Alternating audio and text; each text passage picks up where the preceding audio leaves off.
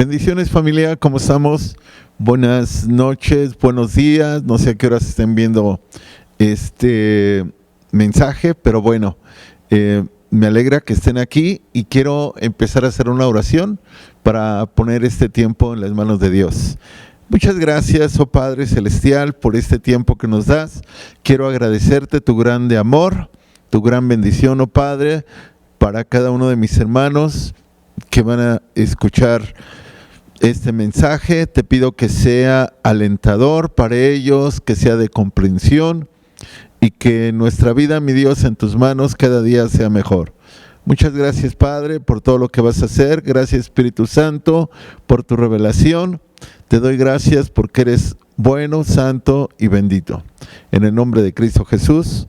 Amén. Quiero compartirles a ustedes algunas experiencias que yo he tenido en mi vida cristiana y quiero empezar comentándoles que cuando yo conocí al Señor, lo conocí en una iglesia que tenía reglas demasiado estrictas como para buscar que las personas corrigieran malas conductas o malos procederes, o que habían cometido alguna faltado algún mandamiento. Y bueno, su forma en la que ellos trataban de reintegrar otra vez al grupo, a las personas, era exhibiéndolas públicamente. Eso es lo que hacían, las exhibían públicamente y mencionaban a la persona, mencionaban el nombre, no decían cuál era la razón por la cual estaba en observación. Así le llamaban a este término, estar en observación. Y regularmente las personas las sentaban hasta atrás. Había un lugar específico para que las personas que estaban en observación estuvieran pues en los lugares de hasta atrás. Y una regla para toda la iglesia es que nadie le podía saludar, nadie le podía hablar. Esa persona tenía que llegar y permanecer todo el año así, sentada en la parte de atrás, y nadie le saludaba, nadie le hablaba. Y él obviamente pues tampoco intentaba ni saludar ni hablar porque estaba en observación.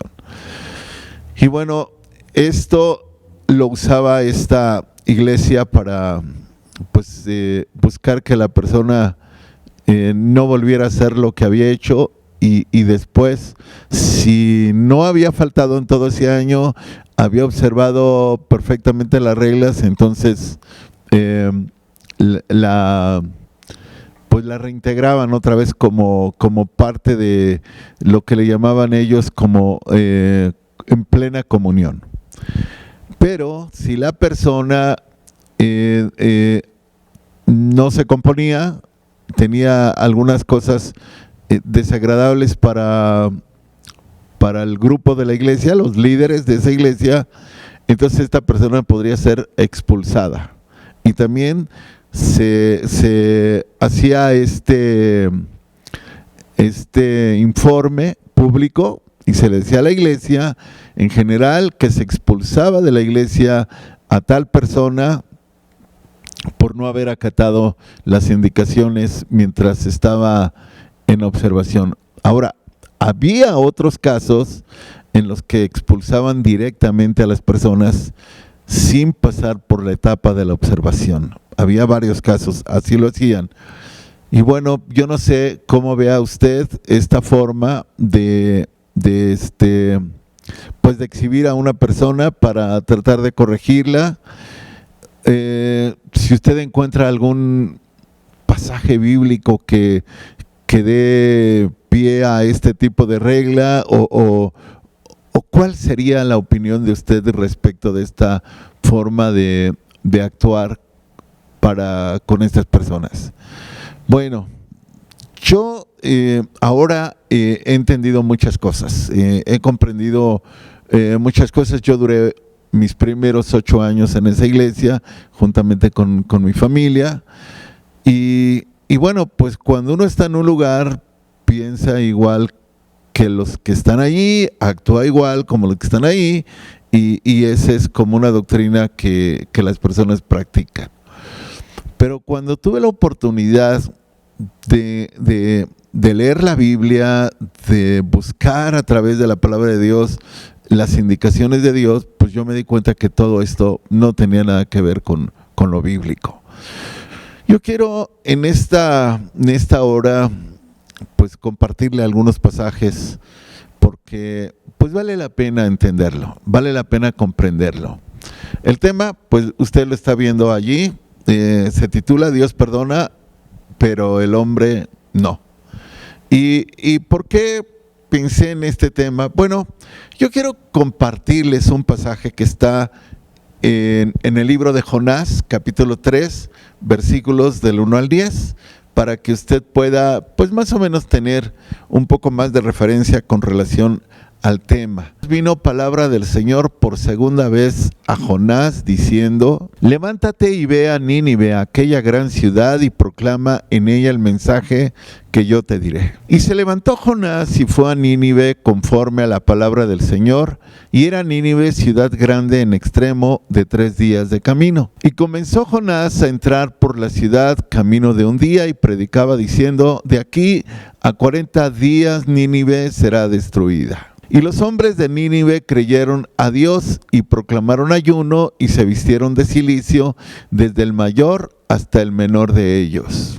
Y llegó la noticia hasta el rey de Nínive, y se levantó de su silla y se despojó de su vestido y se cubrió de cilicio y se sentó sobre ceniza. E hizo proclamar y anunciar en Nínive por mandato del rey y de sus grandes, diciendo: hombres y animales, bueyes y ovejas, no gusten cosa alguna, no se les dé alimento ni beban agua, sino cúbranse de cilicio, hombres y animales, y clamen a Dios fuertemente, y conviértase cada uno de su mal camino, de la rapiña que hay en sus manos. ¿Quién sabe si se volverá y se arrepentirá Dios y se apartará del ardor de su ira y no pereceremos? Y vio Dios lo que hicieron, que se convirtieron de su mal camino, y se arrepintió del mal que había dicho que les haría y no lo hizo. Bueno, pues esta historia es muy interesante de este personaje llamado Jonás. La primera vez que Dios le había dicho, ve a Nínive, pues realmente no quiso obedecer, y él trató de huir tomando un barco para ir a otro destino, pero Dios usó otros medios para detenerlo. Y después, cuando usted quizás conoce la historia de ese gran pez que se tragó a Jonás, después lo expulsó, y en la segunda vez, es decir, que Jonás ya estaba en tierra, es cuando se da esta historia. El mandato tenía que obedecerse. Jonás tenía que ir al lugar que Dios le había indicado y dar el mensaje pues que Dios le iba a dar.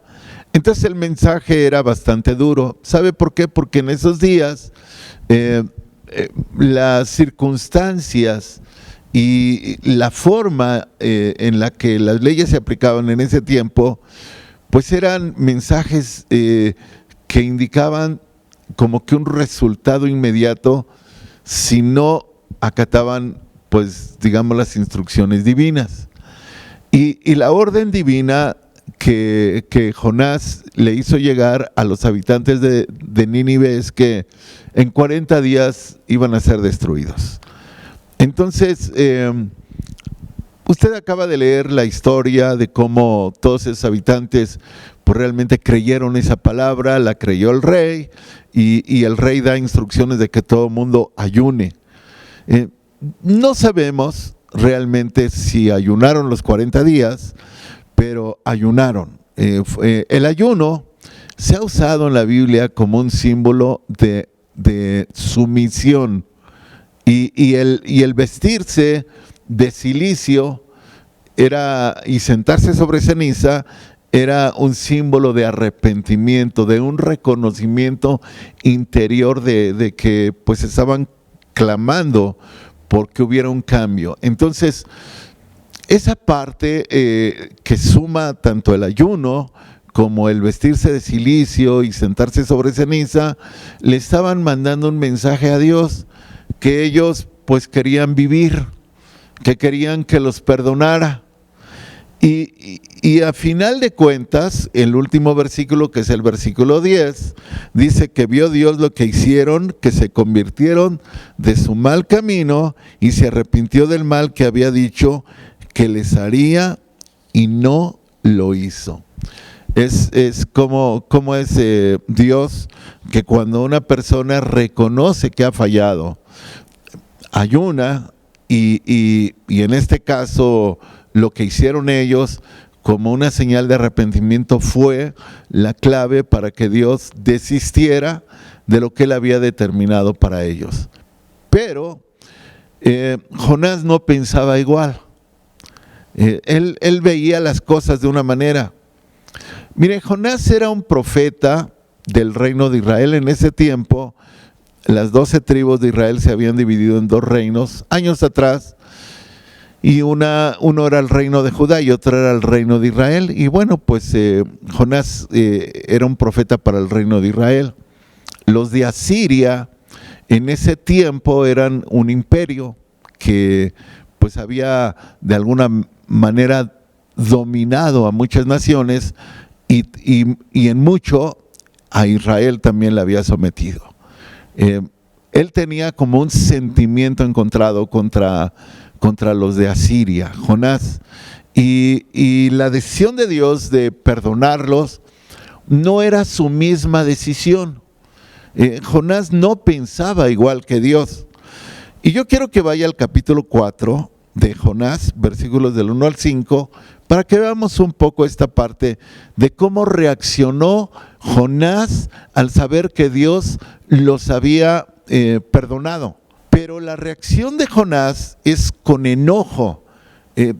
Realmente en este libro se muestra cómo se enoja en gran manera este profeta, porque Dios había perdonado a alguien que Jonás quería que destruyeran.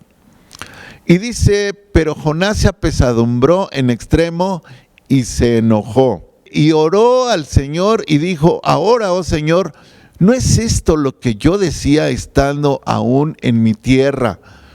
Por eso me apresuré a huir a Tarsis, porque sabía yo que tú eres Dios clemente y piadoso, tardo en enojarte, cosa que no ocurría con Jonás, porque él se enojaba bien rápido.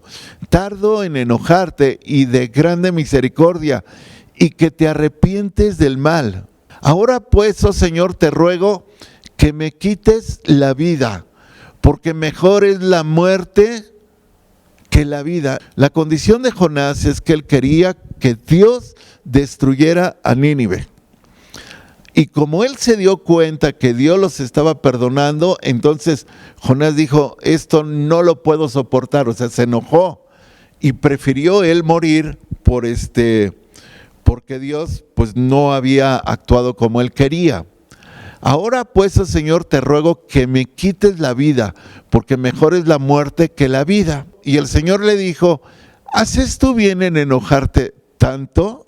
O sea, Dios le recalca que se había enojado tanto. ¿Y qué sigue en la escritura? Y salió Jonás de la ciudad y acampó hacia el oriente de la ciudad, y se hizo allí una enramada y se sentó debajo de ella a la sombra hasta ver qué acontecería en la ciudad.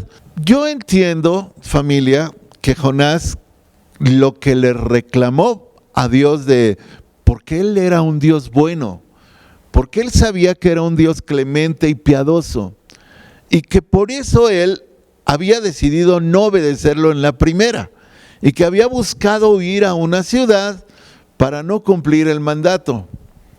Y esta decisión de Jonás de irse a una parte de la ciudad, se sentó debajo de esa enramada que él había hecho, a la sombra de ella, hasta ver qué le acontecía a la ciudad. O sea, estaba esperando Jonás que Dios cambiara de parecer y que Dios destruyera a la ciudad, como era el mensaje que él había dado: de aquí a 40 días Nínive será destruida. Y Jonás no estaba dispuesto a otro resultado, porque él quería que Dios la destruyera. ¿Y cómo yo puedo imaginar ese tiempo de un hombre, un profeta, una persona portadora de la gloria de Dios, del mensaje de Dios, estando en una oposición con las decisiones de Dios? Por eso este tema se titula Dios perdona, el hombre no, porque Jonás no quería perdonar. En esos tiempos todo era, el trato con el pecador era muy diferente a estos tiempos. En el Antiguo Testamento las personas por sus faltas podían morir de forma inmediata. No solamente ellos, podían morir también sus familias, porque esos tiempos eran pues de una forma, ¿qué le diré? Un juicio pues prácticamente divino que caía de manera inmediata.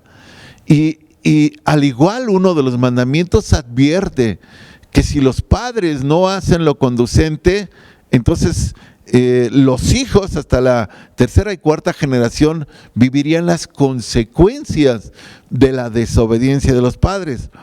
Y todo ello obedece, familia, a que había una ley en ese tiempo. Una ley que castigaba con la muerte, yo le decía, de manera inmediata. Por ejemplo, una persona que cometía pecado sexual era tomada, apedreada y moría, e inclusive podían hasta quemarlos. Y así hacían con muchas cosas, muchas faltas, eran juicios inmediatos.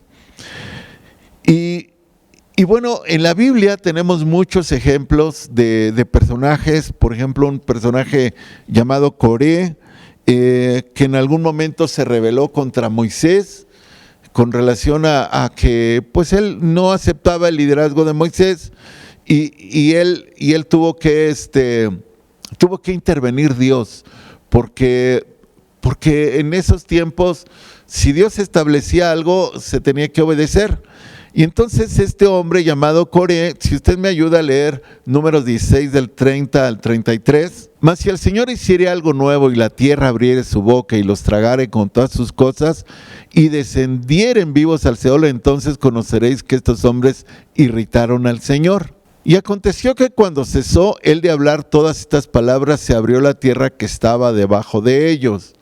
Y abrió la tierra su boca y los tragó a ellos, a sus casas, y a todos los hombres de Coré y a todos sus bienes. Fíjense bien, este versículo dice, y abrió la tierra su boca y los tragó a ellos, a sus casas.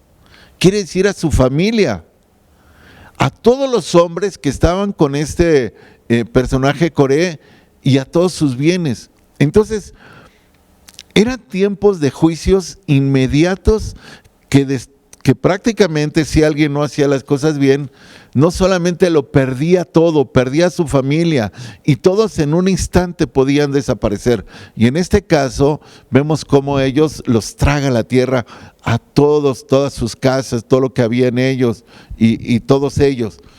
Y hay más ejemplos. Usted recordará un personaje que también se llamaba Acán, que él provocó que en ese tiempo el pueblo de Israel no pudiera conquistar una de las ciudades que Dios les había dicho que les iba a entregar como parte de la tierra prometida.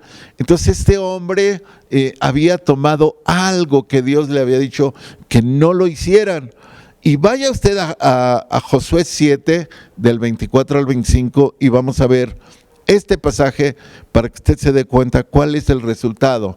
Entonces Josué y todo Israel con él tomaron a Acán, hijo de Zera, el dinero, el manto, el lingote de oro, sus hijos, sus hijas, sus bueyes, sus asnos, sus ovejas, su tienda y todo cuanto tenía, y lo llevaron todo al valle de Acor. O sea, todo lo que él tenía, su familia. Y le dijo Josué, ¿por qué nos has turbado? Túrbete el Señor en este día. Y todos los israelitas los apedrearon y los quemaron después de apedrearlos. Aquí vemos un resultado inmediato, un juicio inmediato de cómo estos personajes o este hombre Acán, pues hizo que toda su familia y todo lo que él tenía se perdiera. Elí en la historia es otra enseñanza. Él no le estorbó a sus hijos y por consecuencia él y sus hijos murieron. Y muchas de estas historias las encontramos en el Antiguo Testamento. Pero no siempre esto fue así. Esto fue un tiempo. Llegó un momento en que Dios determinó cambiar todo esto. Y le dijo al profeta Ezequiel que él fuera y diera una palabra al pueblo, que está en Ezequiel 18:20. Yo no sé si usted ha leído este pasaje de Ezequiel 18:20. Aquí es donde hay un cambio radical a todo esto que le he venido comentando. Ezequiel 18:20, el alma que pecare, esa morirá. El hijo no llevará el pecado del padre, ni el padre llevará el pecado del hijo. La justicia del justo será sobre él, y la impiedad del impío será sobre él. Aquí Dios separa las acciones de cada persona. Antes no era así. Las acciones de los padres podían recaer sobre los hijos o sobre toda la familia. Pero aquí Dios, en este libro y en este capítulo, y que tiene muchos versículos con mucha más información que vale la pena que usted los analice y los estudie. Aquí Dios hace una separación. Aquí dice Dios, bueno, si el padre se equivoca, comete un error, peca o como se le llame, pues todo tiene que ver con el padre. O si el hijo hace esto, también el hijo va a tener que vivir las consecuencias de su pecado. Pero ya las consecuencias del pecado del padre ya no eran consecuencias para los hijos, ni de los hijos para los padres y viceversa. Ninguno sufría las consecuencias. Y esto es el tiempo de los profetas, donde Dios establece esta forma, pues en la que Él ya iba a tratar así al pecador, para que cada uno... Dice, el alma que pecare esa morirá, el hijo no llevará el pecado del padre, ni el padre llevará el pecado del hijo. La justicia del justo será sobre él, y la impiedad del impío será sobre él. Entonces, hay una separación en cuanto a quien cometió el pecado. Y bueno, sin embargo, en el tiempo de Jesús, ya en el Nuevo Testamento, Jesús se encuentra con una escena en la que la gente religiosa de ese tiempo estaba usando los términos pasados de cómo la gente trataba con un pecador. ¿Cómo era que estas personas actuaban? Y le llevan a una mujer para ser juzgada delante de él. Una mujer que, de acuerdo a la versión de ellos, había sido encontrada en el mismo acto del adulterio. Entonces se la llevaban. La pregunta que nos haríamos a todo esto, ¿y qué pasó con el hombre? ¿Por qué no se lo llevaron también a Jesús? ¿Por qué solo la mujer? ¿Por qué una diferencia? ¿Por qué esta falta de justicia? Porque si ellos procuraban hacer justicia, porque estas personas eran pecadoras, pues debieron de haber traído a los dos. Bueno, resulta que solo llevaban a la mujer. Y bueno, las acusaciones eran claras. La habían encontrado en el acto mismo del adulterio. Ella debería de morir de acuerdo a los acusadores. No estaban dispuestos ellos a perdonar, porque el hombre no perdona. Sin embargo, Dios sí perdona. Y ellos no estaban dispuestos a perdonar, pero yo quiero que vea el relato completo usted en el libro de Juan, capítulo 8, del 1 al 8, para que usted vea cómo Dios trata con el pecador, cómo Dios trata de evidenciar la condición de una persona cuando ha caído. Jesús se fue al monte de los olivos. Generalmente Jesús subía al monte a orar. Y bueno, seguimos en el versículo 2. Y por la mañana volvió al templo y todo el pueblo vino a él. y saliendo él les enseñaba. Entonces los escribas y los fariseos le trajeron una mujer sorprendida en adulterio y poniéndole en medio, le dijeron: Maestro, esta mujer ha sido sorprendida en el acto mismo del adulterio. Y en la ley nos mandó Moisés apedrear a tales mujeres. Tú pues, ¿qué dices? Fíjense bien, ahí estaban buscando que Jesús usara una contradicción para acusarle a él, porque también ellos pretendían pues eliminar a Jesús. ¿Tú pues qué dices? Seguimos leyendo. Mas esto decían tentándole para poder acusarle, pero Jesús, inclinándose hacia el suelo, escribía en tierra con el dedo. Yo le preguntaría a usted, familia, ¿qué estaría escribiendo Jesús en la tierra con el dedo? Cuando él se inclinó y estaba escribiendo, ¿habrían palabras que ellos habrán podido leer? ¿Habrían palabras en esa escritura? ¿Qué tan grande habrá estado la escritura para que ellos la leyeran y vieran lo que Jesús estaba tratando de darles a entender? Pero vamos a seguir leyendo. Y como insistieron en preguntarle, se enderezó y les dijo: el que de vosotros esté sin pecado sea el primero en arrojar la piedra contra ella. ¿Qué palabras tan sabias del Señor? El que de vosotros no sea un pecador. Así prácticamente será la exposición. Si ustedes son hombres justos, háganlo. Pero si ustedes realmente son pecadores, no lo hagan. Cuando Jesús les dice: el que de vosotros esté sin pecado, sea el primero en arrojar la piedra contra ella. O sea, ¿qué le estaba diciendo? A ver, si hay alguien justo, puede entonces arrojar una piedra contra ella. Los demás no lo pueden hacer. Y seguimos leyendo. Él inclinándose de nuevo hacia el suelo, siguió escribiendo en tierra. La pregunta es: ¿habrá escrito Dios que Él vino a salvar al mundo? ¿Que Él vino a perdonar al mundo? ¿Y que Él otorga misericordia? ¿Y que Él otorga ayuda y otorga perdón?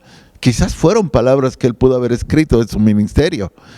Pero vamos a ver el versículo que sigue. Vamos a ver el 9, por favor. Pero ellos, al oír esto, o sea, cuando Jesús les dijo que el que esté libre de pecado lance la primera piedra. Pero ellos, al oír esto, acusados por su conciencia, o sea, eran pecadores. Eran pecadores que estaban juzgando a otro pecador, ¿verdad? Era la realidad. Pecadores juzgando a otro pecador. Acusados por su conciencia, salían uno a uno, comenzando desde los más viejos hasta los postreros, es decir, hasta los más jóvenes. Y quedó solo Jesús y la mujer que estaba en medio.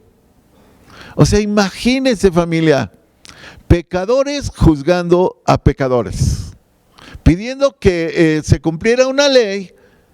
¿Por qué no se la aplicaron ellos? ¿Por qué no reconocieron ellos que su condición era pecadora y que también merecían morir? Pero bueno, pareciera que esta historia se repite hoy en día cuando alguien se entera que alguien cometió una falta, siendo pecador o pecadora, está tratando de exhibir a la persona pues que ha cometido una falta.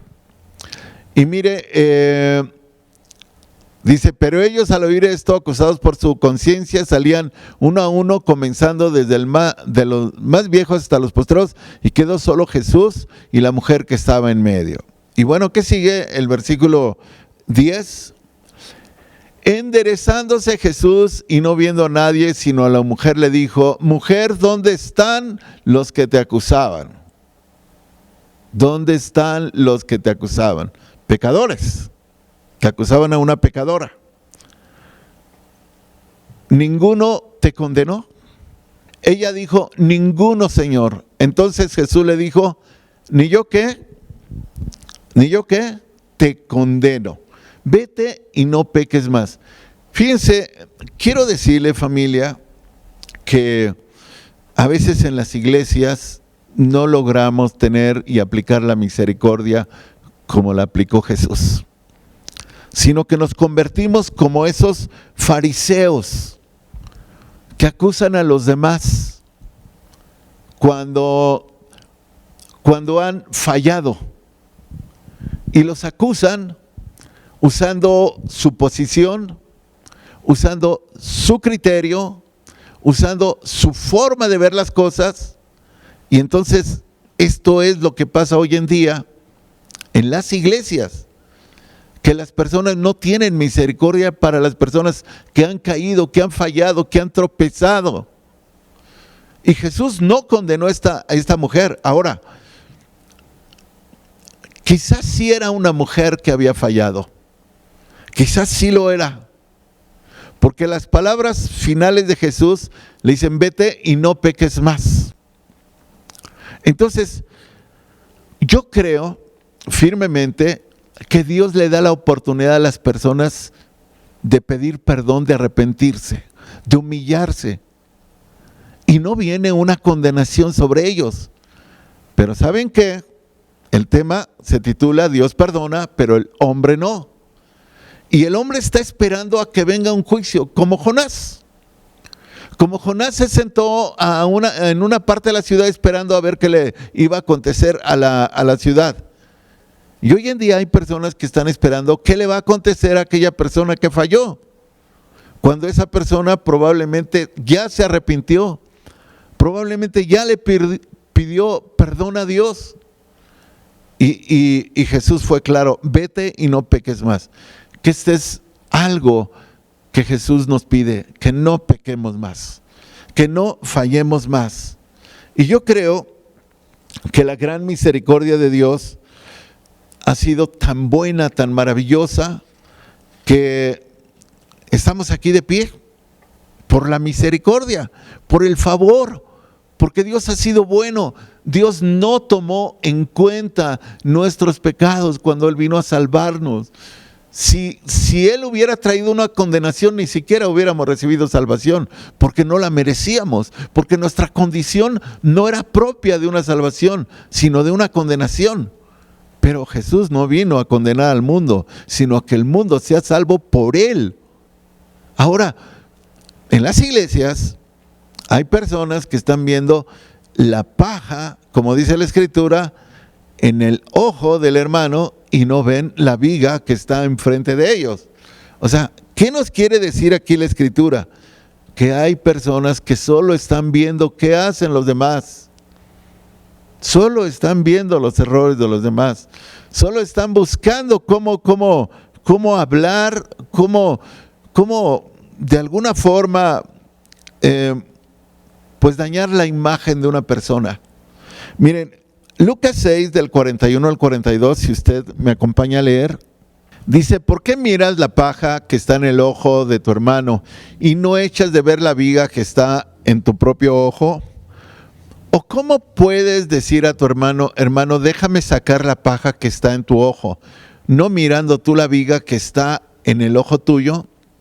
Hipócrita, saca primero la viga de tu propio ojo y entonces verás bien para sacar la paja que está en el ojo de tu hermano.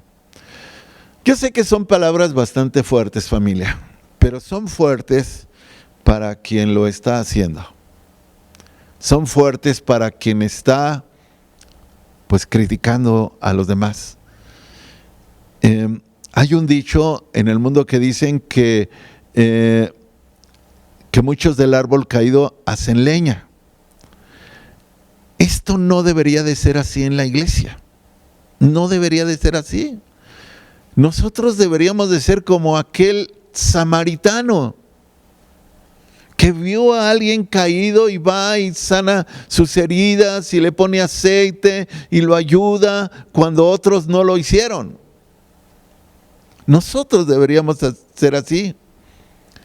Pero hay muchas personas que no practican la misericordia ni el amor.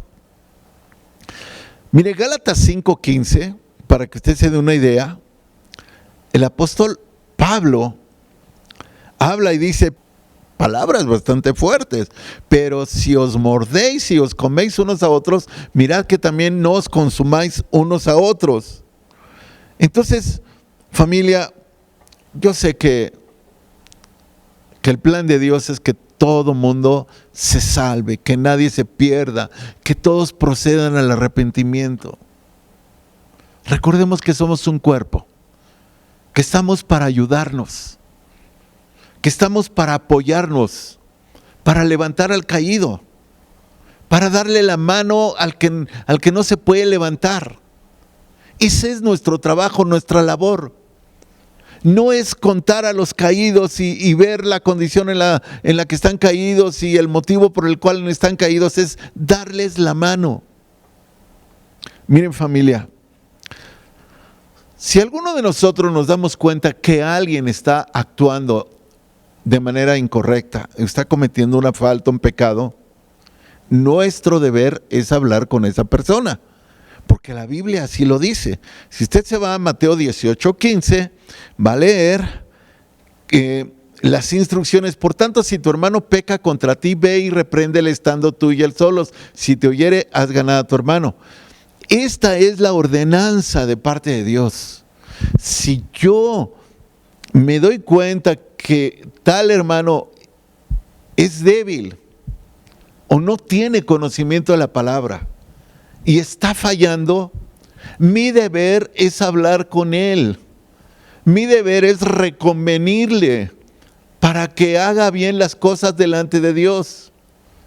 Pero si yo, en lugar de hacer eso, voy y se lo digo a la primera persona que encuentro, y esa persona a quien yo se lo dije, se lo dice a otra persona, y aquella persona se lo dice a la otra, y la otra a la otra, esto no corresponde al plan de Dios.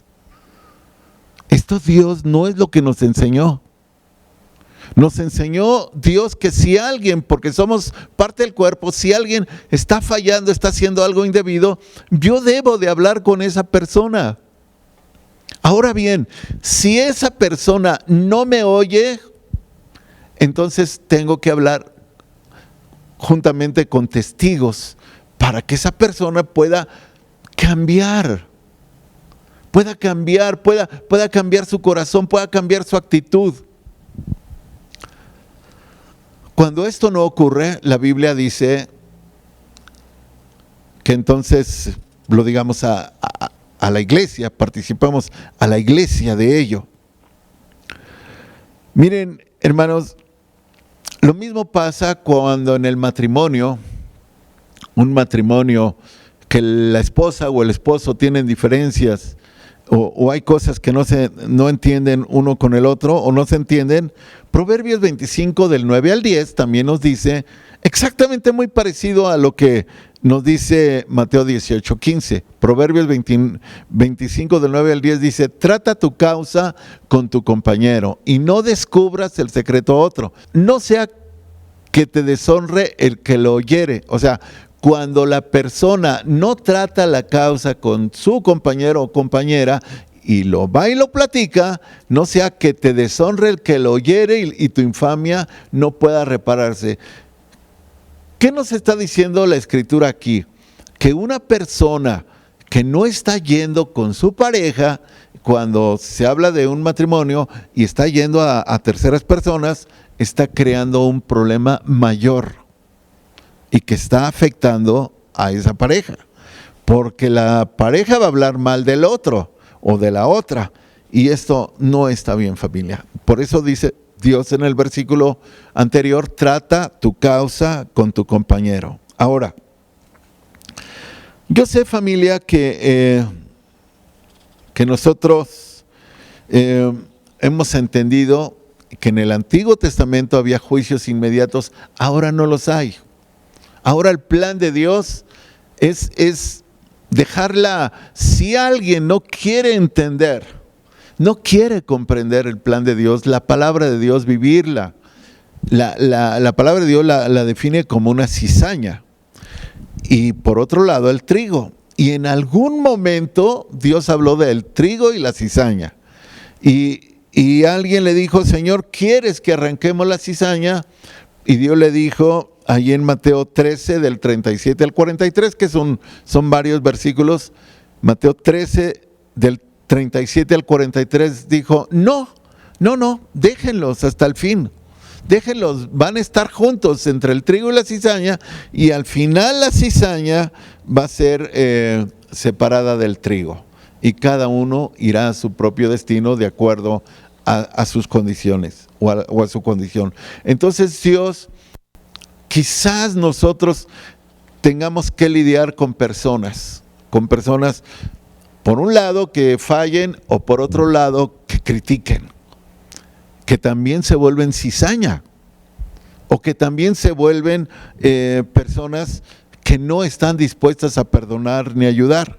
Ahora bien, yo sé que la iglesia tiene una protección de parte del Señor, porque Él dijo que las puertas del Hades no prevalecerían contra ella. Y esto es algo que Dios lo ha dejado claro. Ahora, familia, si usted recordará el capítulo 5 de Gálatas, nos habla de una serie de pecados, toda una lista de pecados por los cuales no se alcanza el reino de los cielos. Ahí están todos los pecados por los cuales una persona no va a ir al reino de los cielos. Pero el capítulo 6 de Gálatas, en el versículo 1, quiero que lo lea, por favor. Quiero que lo lea. El capítulo 6 de Gálatas, versículo 1, ofrece Dios una ayuda. En el capítulo 5 se describen todos los pecados por los cuales una persona no puede ir al cielo. Pero en el 6.1 dice, hermanos, si alguno fuere sorprendido en alguna falta, vosotros que sois espirituales, ¿qué dice? Restaurarle con espíritu de mansedumbre, considerándote a ti mismo, no sea que tú también seas tentado. Si ese hermano que fue sorprendido, hermano, hermana que fue sorprendido en alguna falta, nuestro deber es ayudarle, restaurarlo con espíritu de mansedumbre. Y nos dice la Escritura que nos consideremos nosotros, no sea que también nosotros en algún momento necesitemos justamente estar en la posición de ese que fue sorprendido en alguna falta y necesitemos restauración. Entonces, familia, yo creo que tenemos que practicar el amor, el perdón, la compasión y la ayuda para los necesitados. Eso es nuestro trabajo. Quizás Jonás no estaba dispuesto a perdonar. No quería perdonar. Y por eso se enojó porque no quería perdonar. Y hay muchas personas hoy en día en las iglesias que no quieren perdonar, que quisieran que Dios hiciera con ellos un gran juicio como Jonás esperaba que Dios hiciera contra aquella ciudad. Y dice Jonás 4.11, ayúdeme a leerlo, Jonás 4.11, y fue la respuesta de Dios al enojo de Jonás. Y no tendré yo piedad de Nínive, aquella gran ciudad donde hay más de 120,000 personas que no saben discernir entre su mano derecha y su mano izquierda y muchos animales. Fíjense, me llama la atención cómo este libro termina con una pregunta, donde Dios dice, ¿y no tendré yo piedad de Nínive? O sea, aquella gran ciudad donde hay más de 120,000 personas que no saben discernir entre su mano derecha y su mano izquierda y muchos animales, ¿no tendré yo piedad? Cuando Dios es piadoso, misericordioso. ¿Qué quiere decir esto, familia? Que el plan de Dios se cumple en Jesucristo. Ahí en Juan 3.17, leamos el último versículo. Juan 3.17. Vamos a leerlo para que usted y yo comprendamos ¿qué es lo que quiso decirnos Dios? ¿Qué es lo que quiere decirnos Dios? Porque dice que Él no envió a su Hijo a condenar al mundo. Porque no envió Dios a su Hijo al mundo para condenar al mundo, sino para que el mundo sea salvo por Él. Familia, quiero pedirte algo. La iglesia necesita estar unida. La iglesia necesita ayudar a los que han fallado. La iglesia necesita no más críticas, no más chismes. La iglesia necesita unidad, apoyo, oración, ayuno, entrega. La iglesia necesita que las personas realmente tengan el amor de Cristo y amen y sean misericordiosas, como aquel samaritano que les decía hace un momento. Llegar a sanar al que está caído, al que está lastimado. Esta es nuestra labor. Aprendamos a perdonar. Aprendamos a ayudar a los demás. Dios te bendiga, familia, y voy a hacer una oración por ti. Padre, quiero bendecir tu nombre, agradecerte por este espacio, mi Dios, que me das para comunicarme con mis hermanos. Te pido tu favor para cada uno de ellos, guárdalos, llénalos de tu Santo Espíritu y ayuda a cada persona, Padre, que aún no ha comprendido la importancia de la santidad. Te pido tu ayuda para ellos, como tú le dijiste a aquella mujer, vete, no te condeno, pero no peques más. Gracias, Padre, por tu gran misericordia, en el nombre de Cristo Jesús. Amén. Dios les bendiga, familia. Hasta pronto.